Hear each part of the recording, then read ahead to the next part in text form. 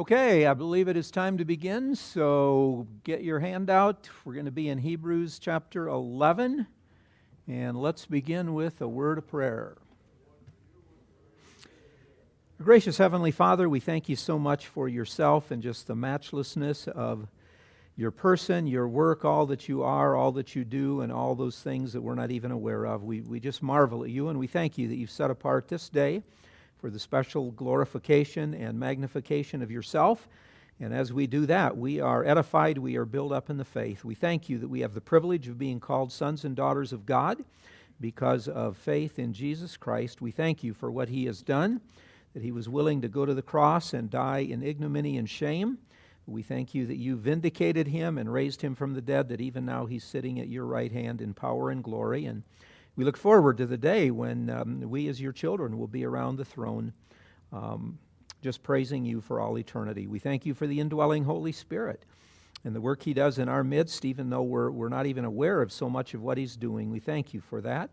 We pray as he works today to make us more like Jesus, that we would not rebel against that divine hand, but that we would gladly accept it, even in the midst of maybe tears or at times even, why would God do this to me? But help us to realize that you love us so much, you're trying to make us more like Jesus. So help us to rejoice in that.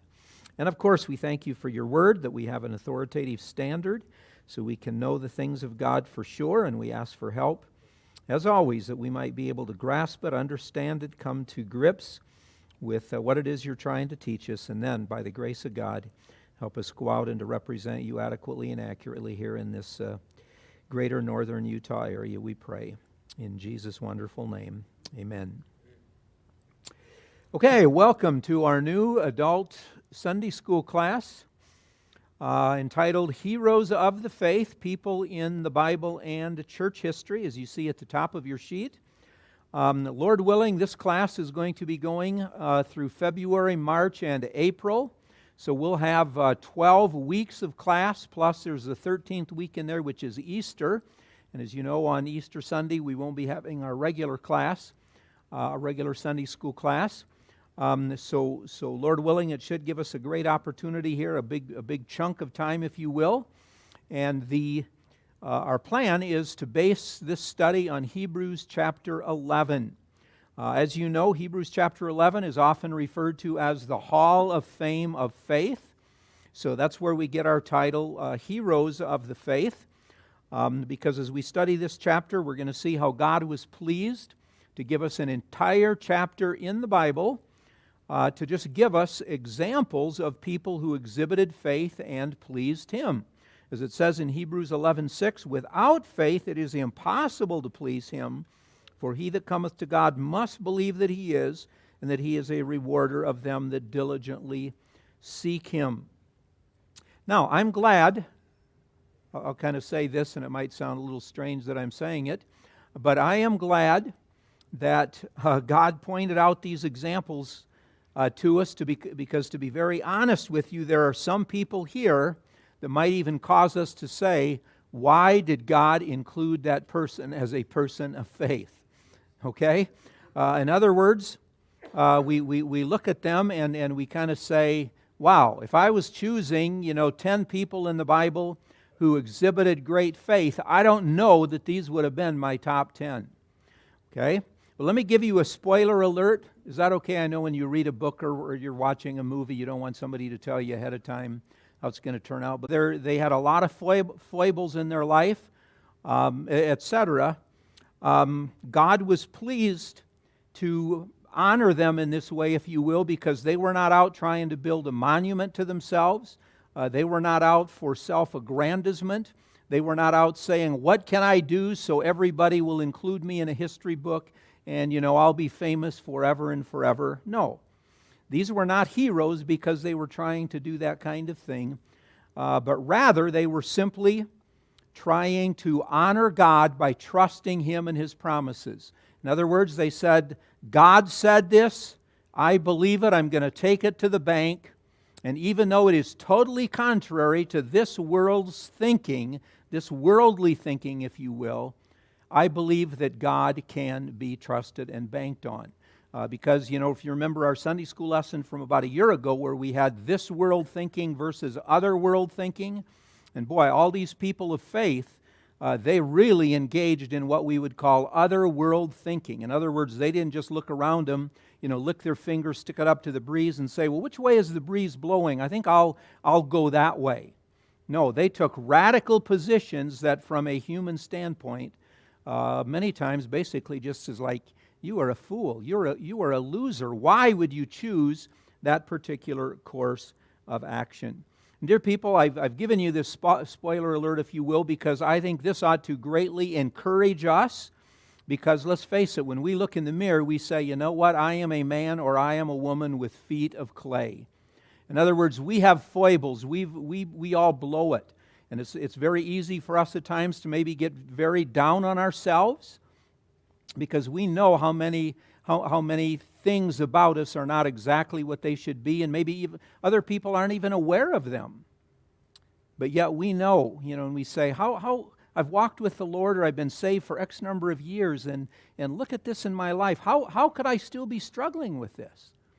And I think a study like this can greatly encourage us, because we can say, well, we can get the victory, God can help us, and it's not like, God knows everything, but it's not like the day's coming when He's going to pull some, master book off the shelf and say, Royce, I'm going to tell you 1,000,001 things you blew it. And there was one good thing in your life, but basically your life was a total failure.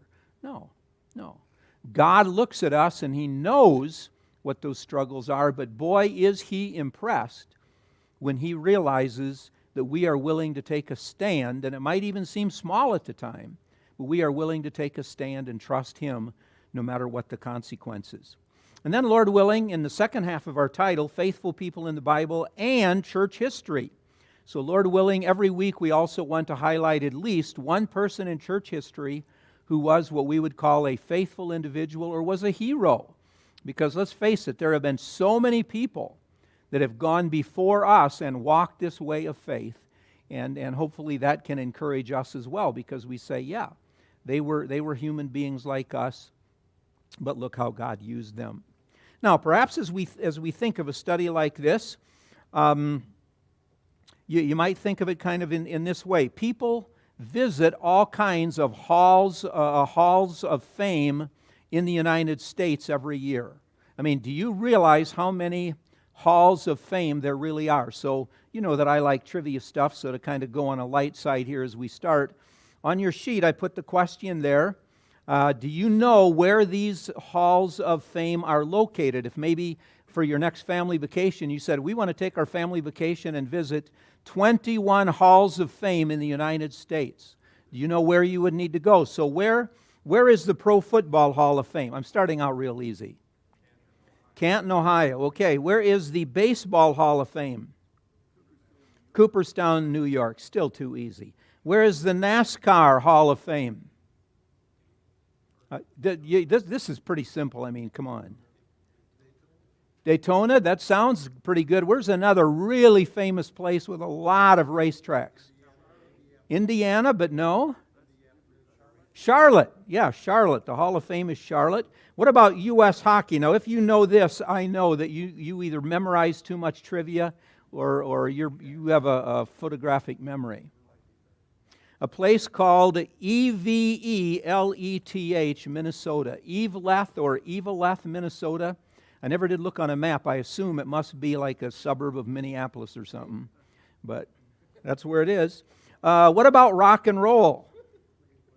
Cleveland, Ohio. What about U.S. bicycling? Some of you have probably have been through the town multiple times. Davis, California. Yeah. What about National Cowgirl Museum and Hall of Fame? It's got to be Texas, Fort Worth. Now here's the one that takes the cake. I really laughed when I realized this. The RVMH Hall of Fame. That's the Recreational Vehicle Motorhome Hall of Fame. I mean, I can't wait on vacation some year to go see all these prized recreational vehicles and motorhome. It's serious. Where do you think that is? And again, it's kind of easy. No, it's not Ohio. No. So think of some of you who have trailers, think of where they were probably produced.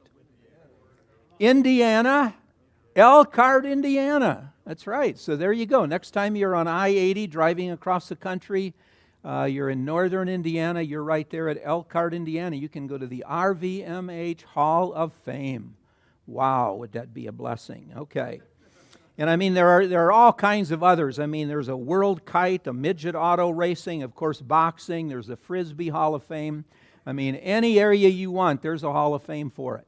And of course, when you go to a Hall of Fame, what do? Well, you see the names of famous people in that particular area. Other than, I guess, if you're in the RVMH, it's not people, it's the actual motorhomes you see. So in other words, you see the inductees, the people who've been inducted. You also see, memorabilia, artifacts. Here is the glove that so-and-so wore when he made a catch that, saved the game, and so-and-so won the 7th game of the World Series. Or here is the bat that was so-and-so used when he hit 4 home runs in the game, etc. Also, you see videos, statistics, interactive exhibits. And of course, all of these things are meant to highlight the individual who excelled in that particular area. And of course, you have to be pretty good generally if you're going to be inducted into one of these Hall of Fames. But again, I find it interesting that when it comes to God's Hall of Fame, this is comprised of ordinary people, and basically what you needed was faith. Okay? You simply needed to be somebody who was known for trusting God, taking him at His word.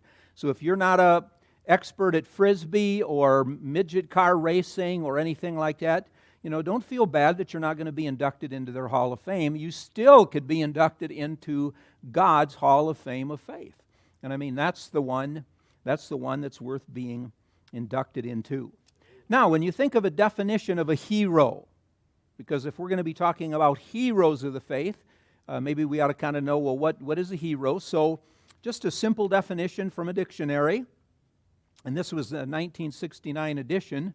I got this as a graduation gift before I went off to college, so I'm assuming the word still means basically the same thing, but after 60 years or so, who knows?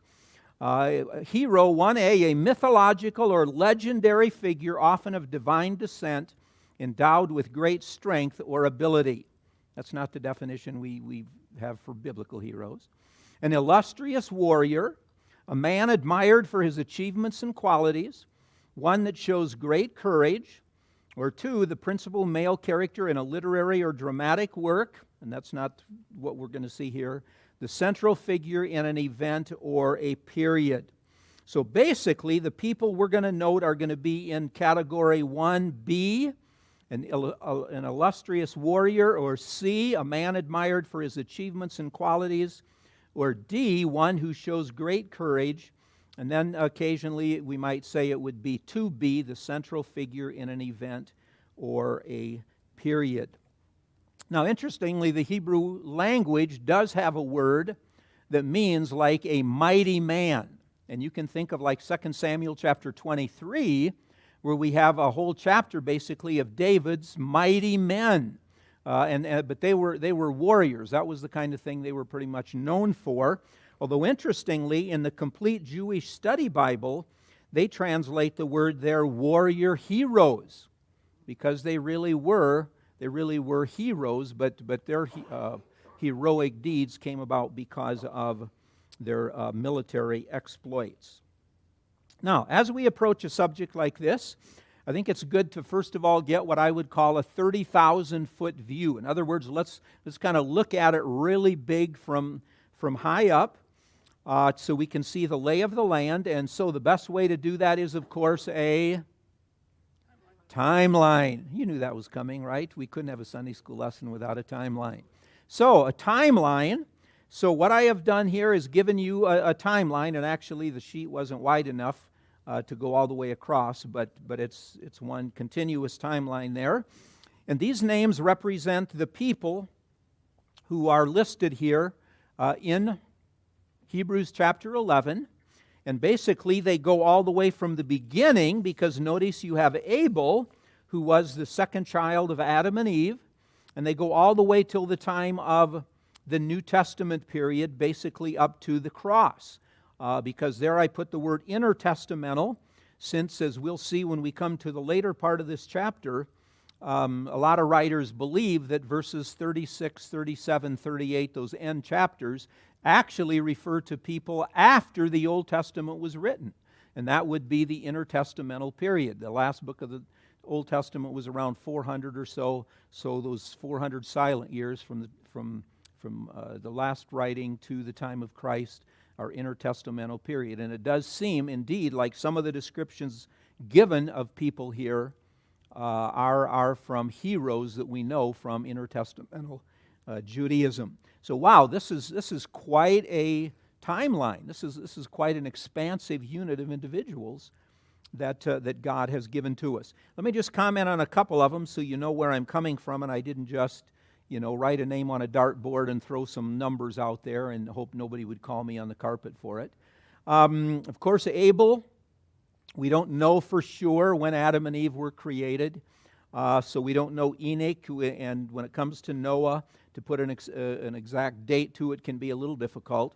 But beginning with Abraham for sure, Abraham, a very consistent date for him is 2166 when he was born, and he lived, 175 years. That takes us down to 1991.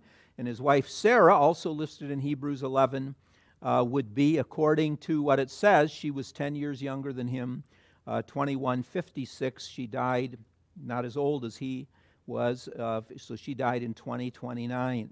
And then when you go to the Old Testament and you start putting together all the various numbers that are given, how old these people were, etc., and it can be a complicated system in one sense, but these are pretty standard numbers that I'm giving you. Isaac, 2066 to 1896. Jacob, Joseph in Egypt, Joseph. Moses' parents, we don't know for sure. Of course, we know they were older than Moses. We know Moses was 1526 to 1406. And then Rahab, don't know her age, even though we know that she was in that basic time because it was when the children of Israel were going into the land. And then Barak, Gideon, Jephthah, and Samson, I simply put there the dates for the judges, the period of the judges in the Old Testament. Individual dates are sometimes given for each one of them, but again, that's a very thorny issue, knowing the exact dates for each one, because we're not even exactly sure that they were chronological. Probably they were actually, a fair number of them were judging at the same time. Samuel, I put a question mark. We're not quite sure, but it's around 1100 to 1020. David, we know 1049-70.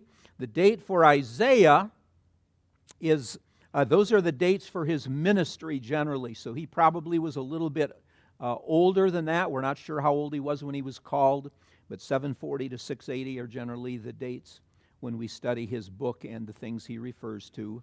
Shadrach, Meshach, and Abednego, these three Hebrew youth, I put a question mark because we're not exactly sure when they would have been thrown into the fiery furnace.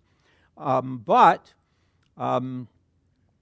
we know that Nebuchadnezzar reigned from 604 to 562, and the Septuagint actually begins Daniel chapter 3 by saying it was Nebuchadnezzar's 18th year, which would place it in 586 when they were thrown in the fiery furnace.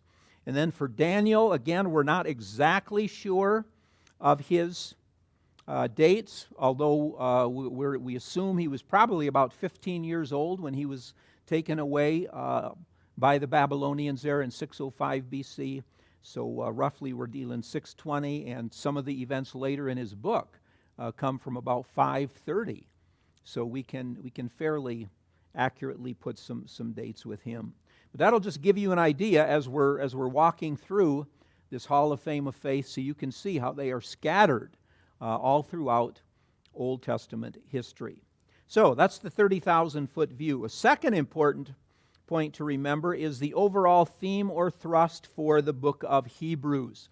Sure, you can read Hebrews 11 and it can be impressive, and you can, should we say, get a good bit there, but I think it's only when you really look at the entirety of the book and you see how this particular chapter fits in with the book, that's when it's like, wow, it's just amazing how God laid this out and how he uses this chapter to accomplish his purpose. So let's think just some overall things, first of all, about the book of Hebrews as we think of the theme or thrust. The authorship is anonymous or unknown.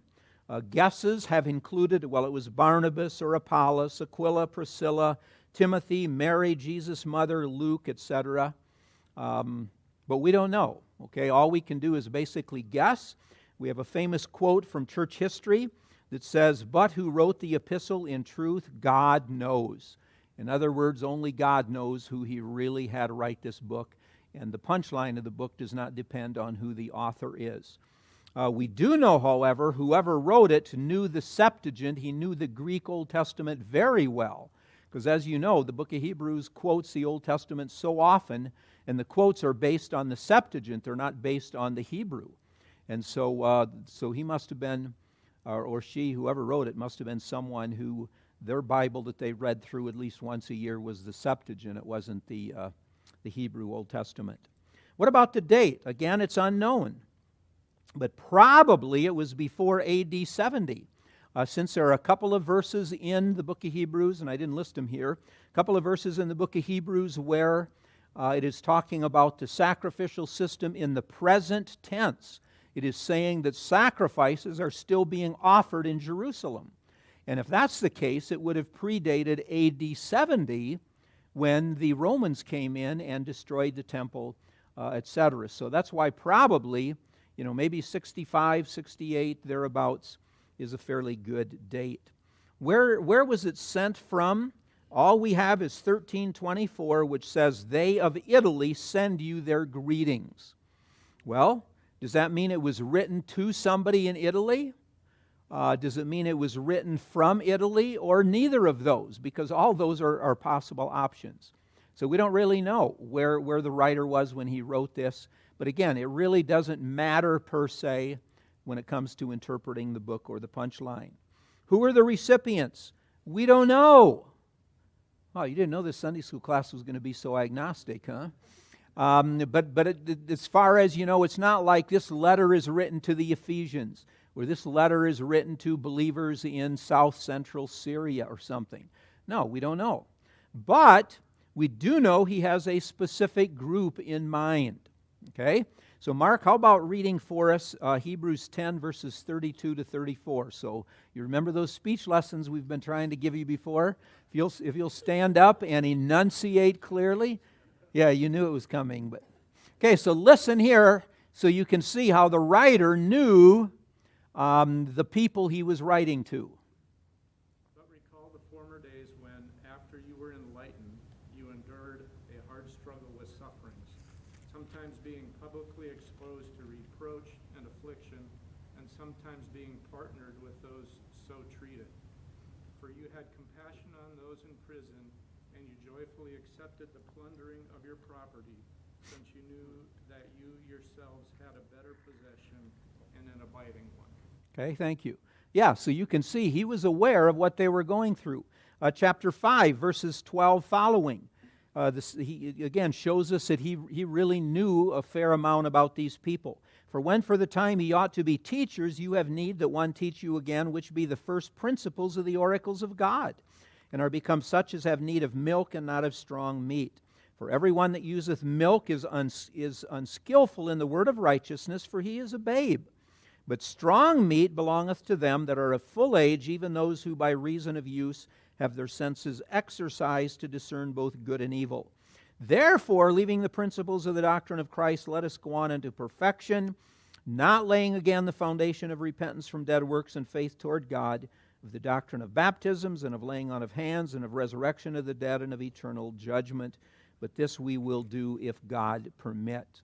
So, it's very evident he knew the condition of these people, what they're suffering. He knew their spiritual condition, that they should be farther along spiritually speaking than they were, etc. So the readers were very definitely Christians, and it seems that their background was Jewish. So probably we can say wherever they were located, he was writing this unknown author to us was writing to a Jewish Christian congregation, or actually maybe multiple congregations, and because of their persecution, spiritual persecution, physical persecution, social persecution, they were actually being tempted to return to Judaism. It was like, wait a minute, when we were in Judaism, which was an accepted religion to the Romans, even though, of course, the Romans didn't like it, it was, shall we say, a legal or a legitimate religion. But now that they had become Christians, it was like, whoa, the heat is really being turned up on us. It would be so much easier to go back into Judaism. And so, therefore, this author is writing to them. So, theologically, as you see on your sheet, theologically, the author is going to stress the supremacy, the superiority, and the finality of Jesus Christ, both as to His person, who He is, as well as to His work, which He did. So, as you're reading this letter, watch for words like better, so much better, greater, more excellent, more perfect, etc., because the writer is going to constantly be pounding this, hammering on this nail that's going to say Jesus is the supreme prophet. He is the ultimate priest. He is the supreme king. He is the supreme sacrifice. And that's why he keeps going back to Old Testament quotes to show how all of those things were arranged by God originally, but they were never meant to be an end in themselves. They were always pointing forward to a greater fulfillment. And so he's saying Jesus Christ is the fulfillment. The book is full of warnings, and you're especially aware of those in chapters 6 and 10, which have troubled interpreters for hundreds of years. I mean, they're difficult passages where when you read them, you're saying, is he saying you can lose your salvation? What's going on here? And we don't want to get into the interpretation right now, but those were warning them, telling these people, you need to be very, very careful if you're thinking of going back into Judaism. Don't turn back, don't drift, don't backslide, don't become an apostate. And he over and over says this. Thus he says, maintain your confession, and you can read those verses. Persevere against all odds. And I find it fascinating how he goes back to the generation of the wilderness wandering and uses them as an example. Okay, so just very quickly, if you think of the days of the wilderness wandering, here is the Mediterranean Sea, and the children of Israel had been down here in Egypt, as you remember, for 430 years. Okay? And so God, 1446 BC, He brought them out, and He took them down here to Mount Sinai, where He's going to give them all this legal material and really bind them into a special nation of His own. And then they started coming up. But you remember how when God said, okay, go up and take the land, they sent out spies first. Those spies came back and they said, wow, what a place. This is amazing what God's going to give us. But, and always beware when you put a but in the middle of your sentence, okay? It basically means you don't believe what you just said. You're trying to change it but sound spiritual in the process.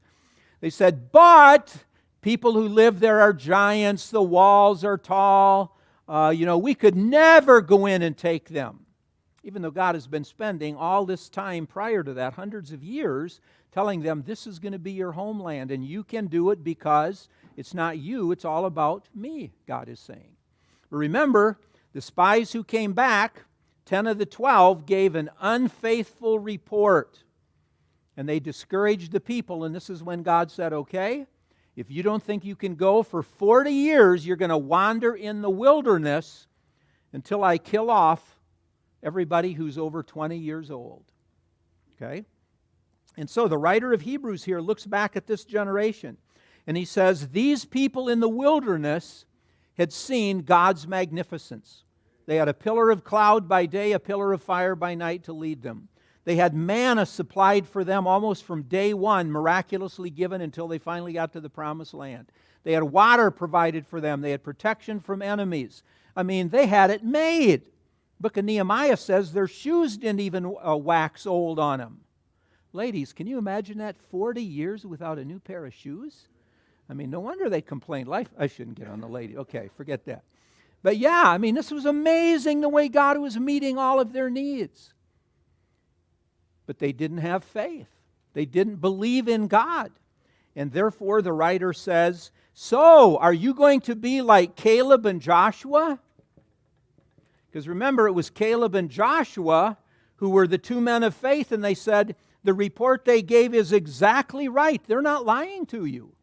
There are giants. The cities are walled. But, they put a but in the middle of their sentence and said, if this is what God wants for us, then we can do it. And so the writer of Hebrews says, who are you going to be like? You're going to be like the multitude who licked their fingers, stuck it up in the breeze, and said, the winds are blowing, saying we can't do it? Or are you going to have faith like Caleb and Joshua and go in and possess the land? So that is a really powerful example that the writer spends over a chapter talking about here, as he is trying to remind them this is all important, because those who fell in the wilderness, he says, only had an external association with God. They might say, well, our blood was Jewish. Remember, not everybody is a Jew who says they're a Jew, or not everybody's a Jew who has Jewish lineage. And so, the writer here is saying, are you going to trust God? Are you going to take Him at His word? Or are you going to turn your back on God? So wow, what a theological punchline, if you will. What a theological argument. Practically speaking, the writer concludes all this great, what I call cloud theology, these first 10 chapters where he's giving all this doctrine, and of course he's interweaving it with some exhortations, etc. But basically he concludes that cloud theology section with chapter 11 and these Old Testament examples of people who could have thrown in the towel. Noah and Abraham and Sarah and Moses' parents and Moses, and they could have thrown in the towel and said, you know what? I just don't think we can do it. I just don't think we can trust God. He's setting us up for failure. But instead, they said, you know what? We can trust God. So, as I put on your sheet there, basically, a very simple theme for the entire book of Hebrews is be faithful to the finished faith. That's what he's telling these people. Jesus Christ is the ultimate in every area. He is the one who fulfills everything in the Old Testament. There's nobody else or nothing else coming down the pike. So Jesus is the one you need to trust in. You need to be you need to be faithful to the finished faith. And thus, with that, we come, chapter 11 that we're going to be studying, but chapter 12 is very, very significant, these first three verses, and we won't spend much time here. Pastor Tommy preached on this even earlier here in 2024, since this is the key passage for KBC for 2024. But in chapter 12, verses 1 and 3, the writer now moves to what I call carpet theology. Okay? And those of you who've been around a while have heard me use these expressions quite often, where I encourage you to, as you're reading the New Testament through, to watch how the writers, especially Paul, but all of them, basically spend half their book, and by half I don't necessarily mean it's always 50-50, but they spend the first part of their book giving us this great theological teaching, what I call cloud theology, because it's like they lift our feet off the ground and they talk about the greatness of God, who He is, everything He's done for us, what He's provided for us. And then they come to the second half of their book and they say, okay, Royce, you need to live this great theology out on the carpet on a daily basis. You can't just float around nebulously, ain't it great to be a Christian? Oh, I love Jesus, bless the name of God. No. He says, if you really are saved, put your feet on the carpet and show me by the way you live on a daily basis that He really is everything to you. And so that's what the writer is going to try to practically encourage them with now, as he says that indeed, let me give you this exhortation, and the word translated in the King James Version so often, exhortation, is the same Greek word that can be translated encouragement. And when you come to the very end of this book, the writer says, I have written you briefly with an exhortation, is what King James says, but I like to read that with encouragement, because he's saying, I've just written you a brief book, and I mean, who can write 13 chapters and call it brief, I guess?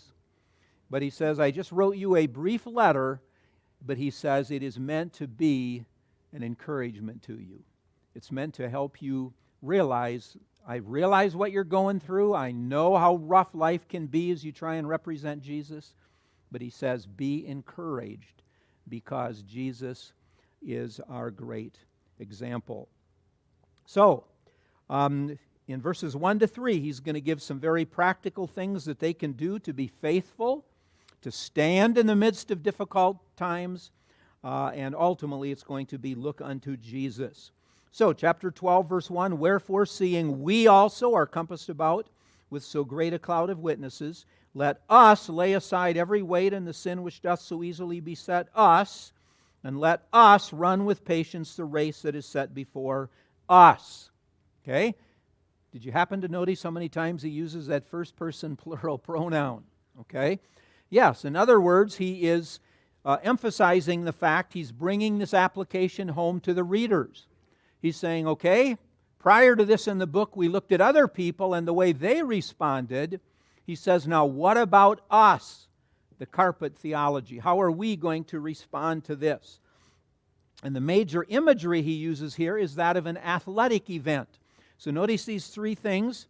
He talks about a cloud of witnesses. It's a reference to spectators. He says run. That's an athletic event. And then he uses the word race, which is used in other places in the New Testament of like a contest or a struggle, but it also is like a technical term for a race, as we would call it. So he uses all of those terms to drive home this imagery that he's going to be using. And by the way, in the greater context of chapters 11 and 12, we have two of the three images the New Testament consistently presents for the Christian life. So I've just told you one of them. One of those images is the Christian life is like an athletic event. In other words, we are athletes. What are the other two, or specifically when you think of chapter 11 that we're going to get to next week, and he refers to it? What's another major image of the Christian life that we see in the New Testament?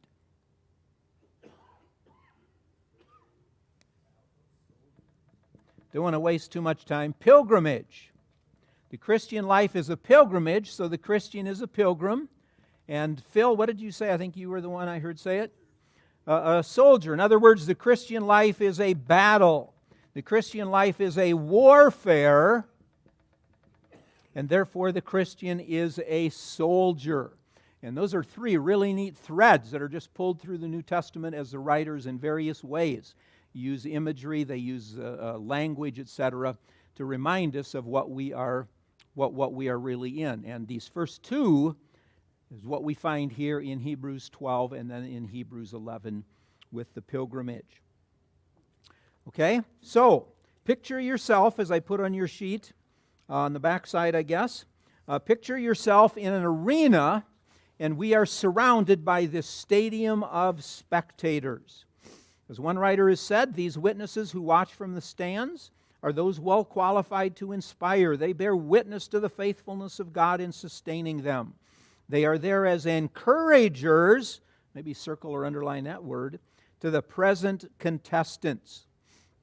Now, remember, when an ancient athlete prepared to participate in a contest, he would strip down to the barest of necessities.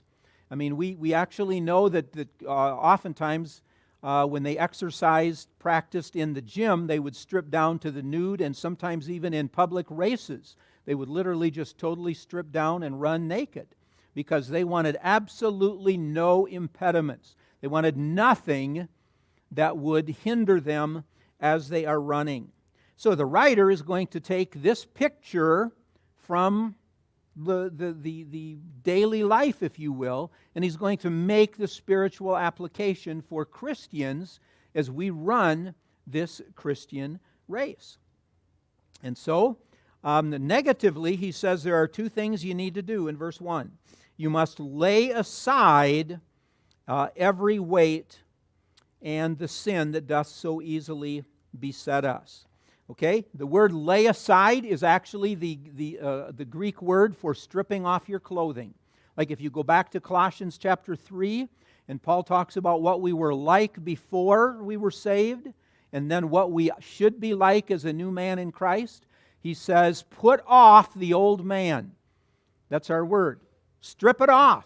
Just like you're out on a hot, sweaty summer day doing yard work and you come in the house and you go to shower up, you strip off all those dirty, sweaty clothes, you shower, and then you put on clean clothes, etc. And so that's the image he uses here. He says, okay, if you're going to run the Christian life successfully, he says you have to literally strip off all of these things that would be encumbrances. You need to lay them aside.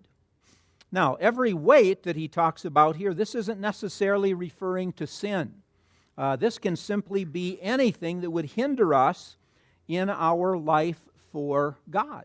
I mean, think of an ancient runner, and of course it's not just ancient runners generally, but think of a runner today, if they're in an actual race or not training, they don't put on ankle weights. You don't see them running with a backpack that has 30-pound weights in it. No. When it comes time for the race, they focus on the goal, and they want to strip down as much as they possibly can so there is absolutely no hindrance so that they can reach the destination successfully.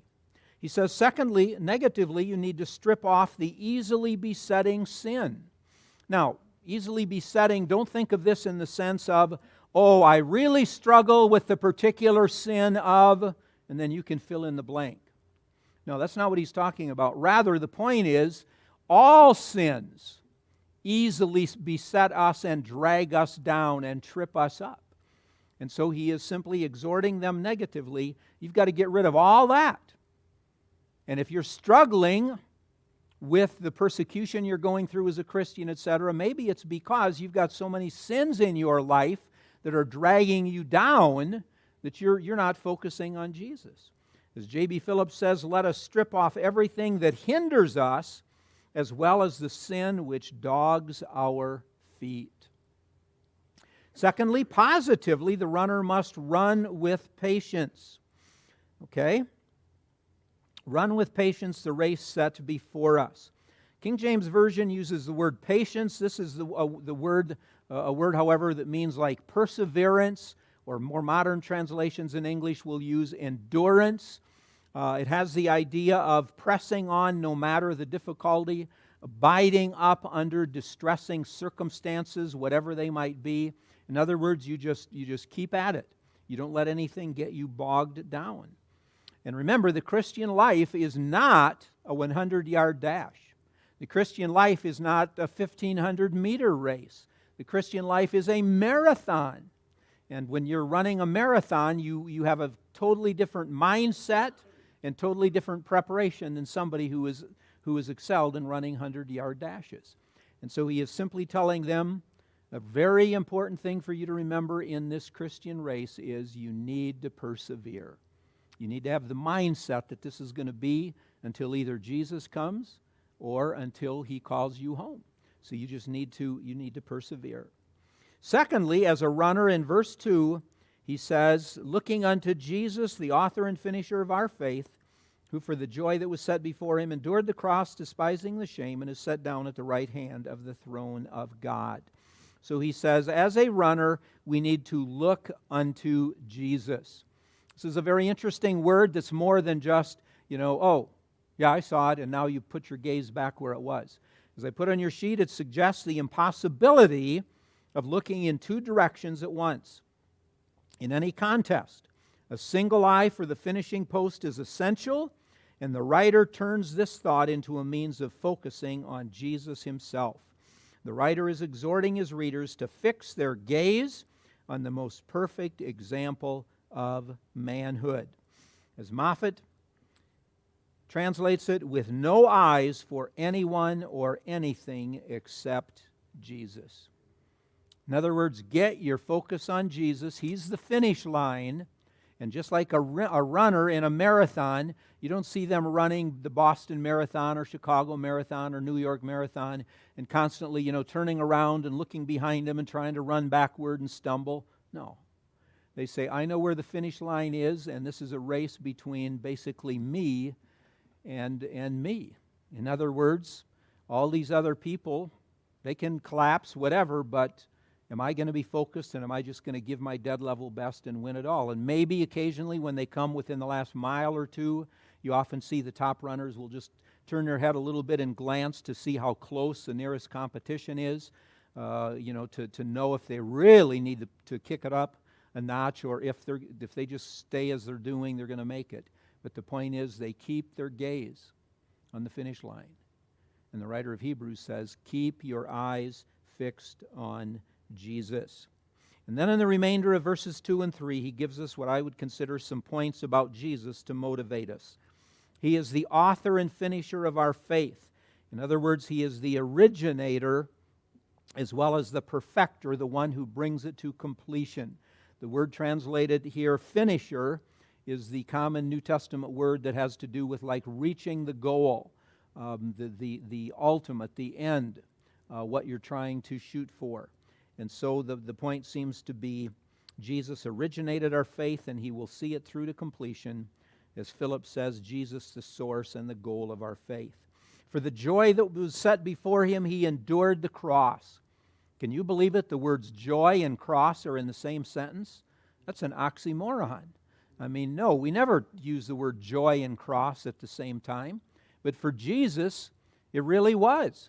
Because if you go back to those references in John, on the night before, when he was betrayed, the night before his crucifixion, he talks about joy, his joy, the joy that it will be the disciples, because they've bought into his plan.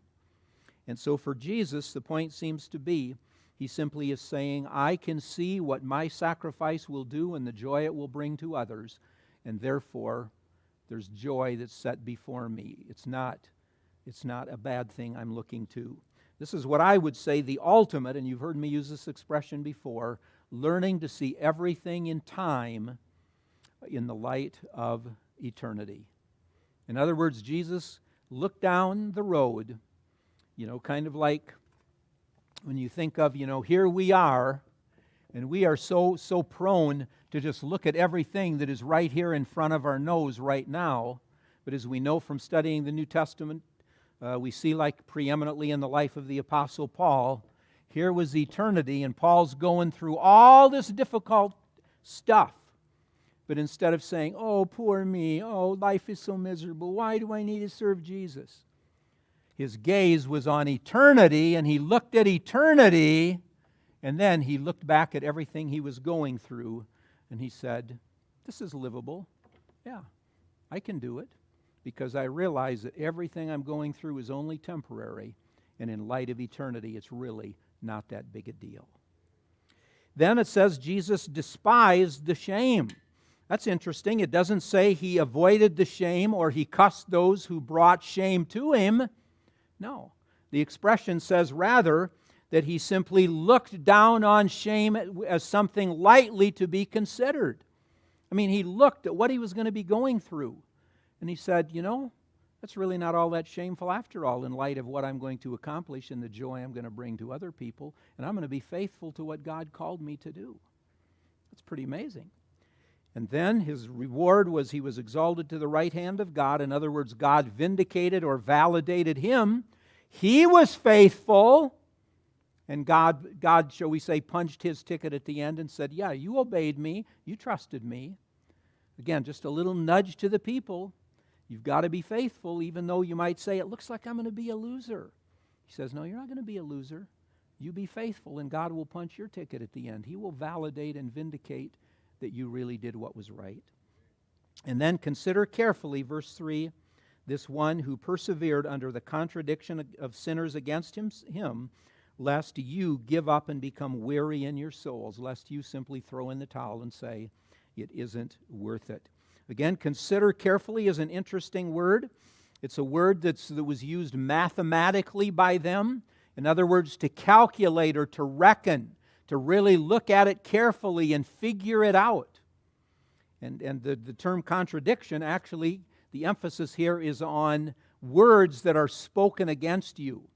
And I mean, when you think of all the blasphemous words people threw in Jesus' face, the foul words, the things, the innuendos they threw at him, etc., not to mention all of the stuff they did to his body during the, at the time of the trial, etc. But what does it say? Think of this one Jesus who persevered, this is the word for endurance, under this contradiction of sinners against himself. So in other words, he's saying, when you think life is rough, just stop and calculate a little bit and say, okay, what did Jesus go through as he was faithful to his Father? And when I compare that to what I'm going through when I calculate it, is there really an equal sign I could draw between them? No. Nothing compared to what he did. So I think I can also persevere. So with all the pressures, with all the glitz of the world, it's very easy to simply let our faith slide. It's very easy to just capitulate a little bit more and a little bit more and a little bit more to everything the world offers. And so what is the writer telling us? Is our need, our challenge? He says, fix your attention on Jesus. And it brought to mind the famous song you're probably familiar with. Turn your eyes upon Jesus, look full in his wonderful face, gazing on him, and then the things of this earth grow strangely dim in the light of his glory and grace. But if we're just focused on all this stuff around us, it's no wonder we can be discouraged as believers and think everybody's against us, life is stacked against us, Jesus doesn't care. Because all that glitz starts making us think that, well, maybe really this is my home. Maybe this is, you got to get the goods while you can get the goods. He who dies with the most toys wins. No, he who dies with the most toys still dies. Okay? And so we need to keep our eye fixed on Jesus, and when we do, all this stuff that we think is so important in this life, all of a sudden just starts receding into the background, and it's like, you know what? I can thank God for the good gifts he gives me and enjoy them because that's what he wants me to do.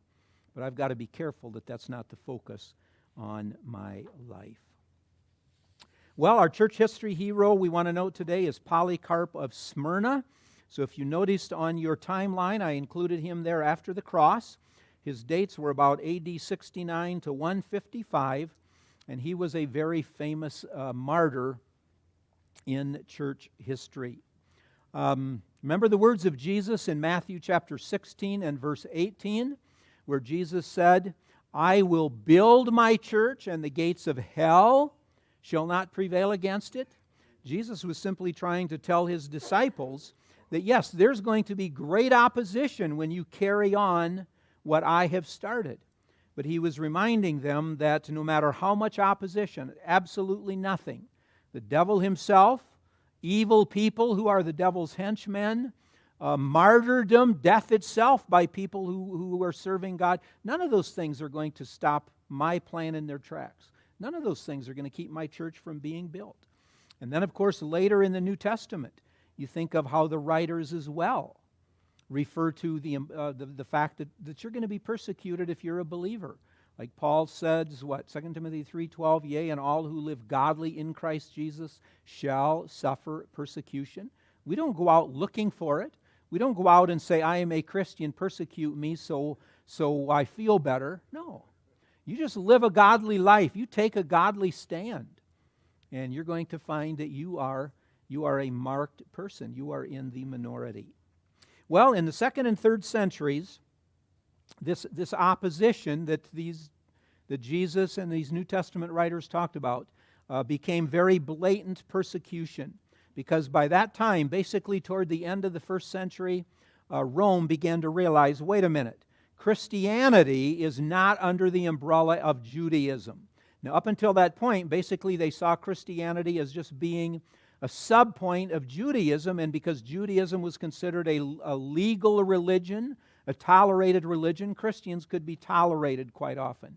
But Roman emperors, etc., began to realize, wait a minute, Christianity is a completely different thing. It's outside, or it's no longer, or it's not really under the umbrella of Judaism, and they are an illegal religion. They are not a legitimate religion, so we've got to do something against them. And so they started turning up the heat. And of course, for Christians, they said, Jesus is Lord. But what the Roman emperors wanted was for you to simply say, Caesar is Lord. Caesar is everything to me. He is at the top, if you will. And as simple as that distinction is, it had incredible ramifications or incredible consequences.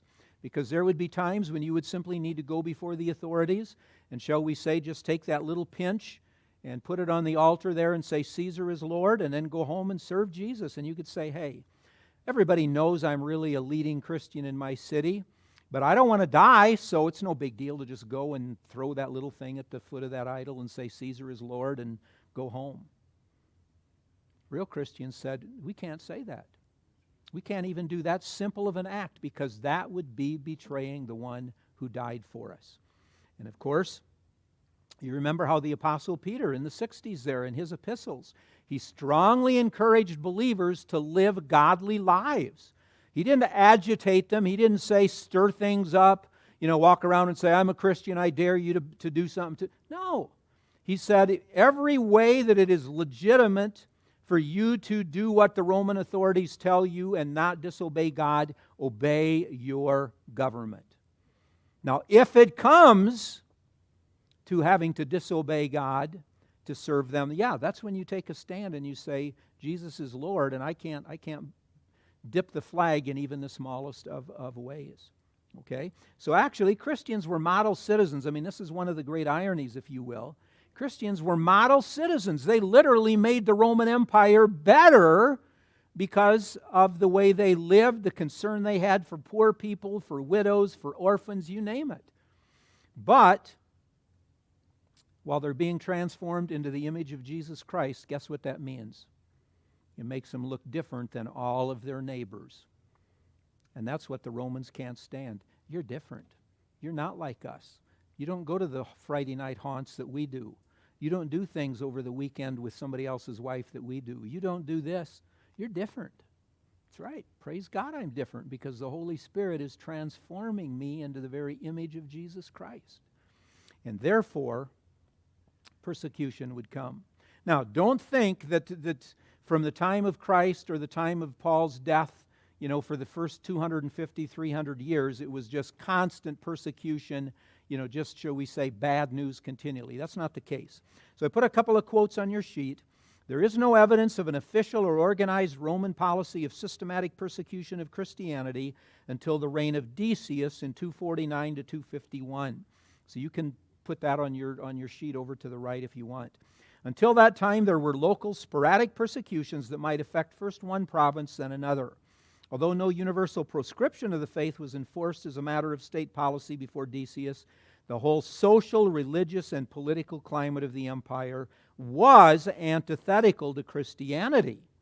And so as we get farther away from the cross, with these various Roman rulers, these emperors, and their desire to solidify the empire and receive worship to themselves, because they basically saw themselves as a god, or at least as the representative of the Roman gods.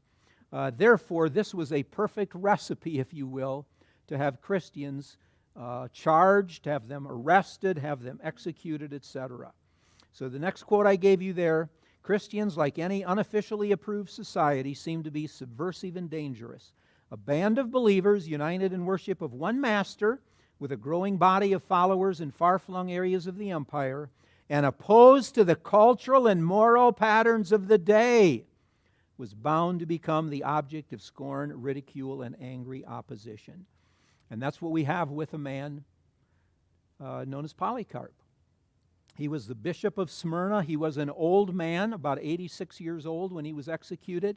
He was very famous, seems to have been a real church leader. Smyrna, of course, is in modern-day Turkey. And we have a record of this martyrdom because, believe it or not, people around the area of Smyrna after he was executed wrote to the church and they said, will you write a letter to us to tell us in your own words what really happened, because you were eyewitnesses there. And so we do have what is called, as I put on your sheet, the encyclical epistle of the church at Smyrna concerning the martyrdom of the holy Polycarp. They actually wrote it down and sent it to these various churches so these churches would know exactly what had happened. So let me read just a couple of quick excerpts as we conclude here, because this is amazing. Okay, so here we have Polycarp, and when they came to his city, and there was going to be this local persecution, if they will, they said, okay, he is a leader here. And by the way, he was a personal disciple of John the Apostle, which is pretty amazing when you think of it. You know, John, he was still alive the latter part of the first century, and Polycarp was a young man during that time, so he was a disciple of John, the Apostle John. So here he is, this old bishop in Smyrna, and when the persecutions came, they said, hey, let's go after Polycarp, because he's kind of the hit man. He's the front man. So the authorities sent out a search party, and actually they tortured 2 slaves until those slaves said where Polycarp was actually in hiding. In other words, they turned him in. They betrayed Polycarp. So it was a Friday afternoon. Polycarp was upstairs in this country home, and should we say there was a knock on the door? This posse came, and they said, we are here looking for Polycarp. Well, I mean, his friends could have tried to sneak him out and all that. But remember, at this time, these early believers, they didn't say, we want to be a martyr, so we're going to just go out there and be a martyr. But they said, if it comes and basically we are going to be killed and there's just no way we can get away from it, we will accept that. We're not going to try and go to extreme means to not be executed. So here he is. They found him out. And so, believe it or not, Polycarp came down from the second floor and he welcomed the people in, and he told the hosts, he said, prepare a meal for these people, and all I ask of you who came to get me is I ask an hour to get alone and to pray. Well, his 1-hour prayer meeting turned into a 2-hour prayer meeting, and while they're eating, they hear what he's praying, and you can imagine how they're starting to feel guilty, like, this is an old man. Let's just get out of here. What in the world are we doing trying to get him? But they arrested him anyhow. They took him before the Roman authorities. They realized he was an old man, and so the guy in charge simply said, curse Christ and I will release you. I mean, think how easy that would have been to just say, blankety blank about Jesus, anathema is Jesus, and your life is spared. You can go home, and they're happy. He says, and here's this famous quote I put at the bottom, one of the famous quotes in church history. Polycarp said, 86 years I have served him. He had never done me wrong. How can I blaspheme my king who saved me? The man in charge thought, well, let's see if we can get him out this way. So he said, just swear by the genius of the empire and everything will be okay. And basically the genius of the empire meant the spirit of the empire. Recognize him as being a god, and you can go home. This is what Polycarp said. If you imagine for a moment that I would do that, then I think you pretend that you don't know who I am. Hear it plainly, I am a Christian. Pretty bold. Then they entreated him some more. Proconsul said, I'm going to throw you to the wild beasts. Because that's how some Christians were being killed. They threw him to wild beasts, and they tore him in the arena. Polycarp said, bring him forth. I would change my mind if it meant going from the worst to the better, but I'm not going to change my mind from right to wrong. The proconsul said, I'll burn you alive. Polycarp said, you threaten fire that burns for an hour and is over, but the judgment on the ungodly is forever. I mean, if you're the guy who's interrogating him, what are you going to do now? I mean, he's making a fool of you. So they said, okay, let's burn him. And in fact, they were going to tie his hands and all that, and he said, you don't need to tie me because I'm not going to walk away from here. They lit the fires, and Polycarp prayed, Father, I bless you that you have deemed me worthy of this day and hour, that I might take a portion of the martyrs in the cup of Christ. And then as they started burning him, they came with a dagger and pushed it in his side until the blood poured out. So he probably bled to death before he even was basically just became ashes. It's pretty amazing, isn't it? Heroes of the faith, where he simply said, Jesus is everything to me. I cannot betray him. Okay, time to leave, so let's go out in the world and let's stand true for Christ.